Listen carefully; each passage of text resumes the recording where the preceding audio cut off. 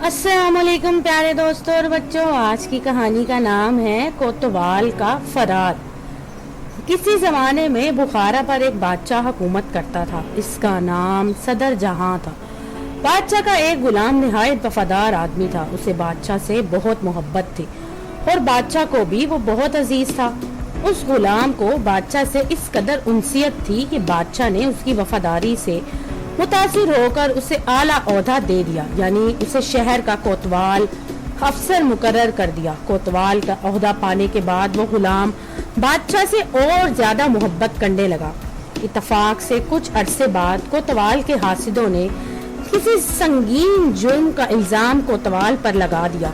कोतवाल अपनी बेइज्जती और सजा के खौफ के सबब मुल्क से फरार हो गया ताकि शर्मिंदगी और सजा से बच जाए, क्योंकि उसके हासिदों ने उस पर जो इल्जाम लगाया था वो इतना खतरनाक था कि उसे फांसी की सजा भी हो सकती थी और अपनी जान सबको प्यारी होती है।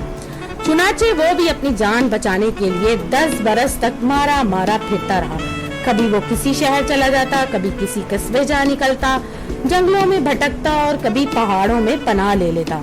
मगर बादशाह से मिलने की ख्वाहिश उसके दिल में मौजूद रही, लेकिन वो सब्र करता रहा। 10 बरस की तवील जुदाई के बाद वो बर्दाश्त न कर सका। वो अपने मेहरबान और शफीक बादशाह से मजीद दूर नहीं रह सकता था। वो सोचने लगा कि मैं अचानक बादशाह के सामने चला जाऊंगा और कदमों में गिरकर माफी मांग लूंगा कि मेरी जान हाजिर है, चाहे जिंदा रखें या चाहे जान से मार दीजिए। आपकी जुदाई मुझसे अब बर्दाश्त नहीं होती। मैं आपसे दूर नहीं रह सकता। आपके बगैर जिंदा रहना नामुमकिन हो गया है।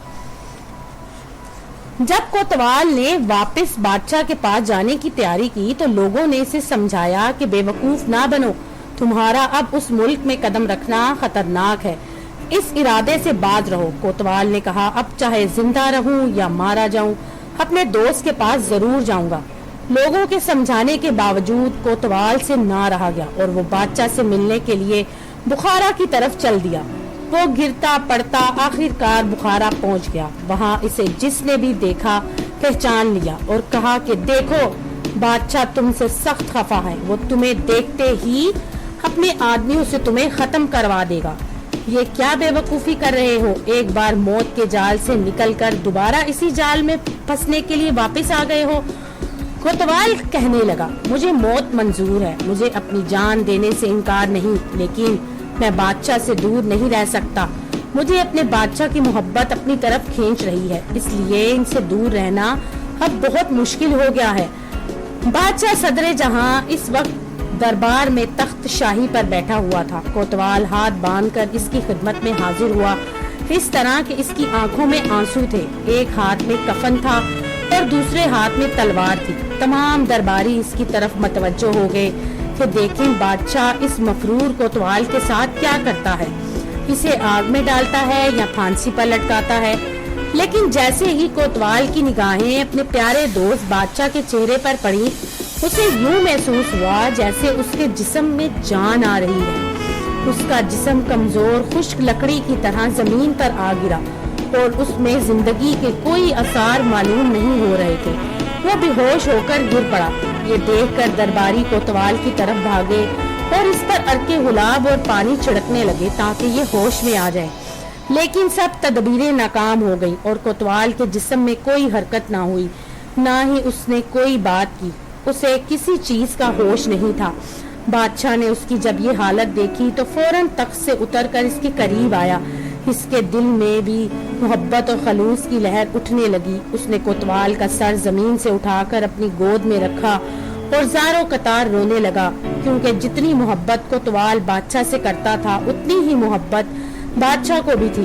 बादशाह ने कोतवाल के कान में कहा, ए कोतवाल, मैं तो बादशाह हूँ। बादशाह का दिल बहुत सखी होता है, वो तो अपनी रियाया पर हर चीज लुटाने के लिए तैयार होता है। तेरी जान तो मेरी जुदाई में तड़प रही थी। मैं जब तेरे पास आया तो अब तू मुझे छोड़कर कहाँ जा रहा है? बस अब होश में आ जा, मैं तुझे माफ कर दूंगा। जब कोतवाल ने बादशाह की बात सुनी तो इसकी बेजान जिस्म में जान आ गई। चंद लम्हों बाद वो खुशी खुशी उठकर बैठ गया। तड़प कर बादशाह से कहने लगा, मैं आप पर कुर्बान जाऊं, आपके सदके जाऊं। और फिर बादशाह के कदमों में गिर पड़ा। उसका चेहरा फूल की तरह खिलकर ताजा हो गया। وہ بادشاہ سے کہنے لگا خدا کا شکر ہے کہ آپ عظمت کی بلندی پر اتر کر میرے پاس آئے۔ پھر اس نے اپنی غلطی اور خطا کا اقرار اور بادشاہ سے جدائی کا صدمہ بیان کیا اور اتنا زار و قطار رویا کہ سب درباریوں کی آنکھوں میں آنسو آ گئے۔ سب لوگ اس کے گرد جمع ہو گئے، آہ زری کرنے لگے۔ بادشاہ نے کوتوال کی خطا معاف کر کے اسے نوکری پر بحال کر دیا۔ تو دوستو، اگر آپ کو یہ کہانی پسند آئے تو میرے چینل کو لائک اور سبسکرائب ضرور کیجیے گا۔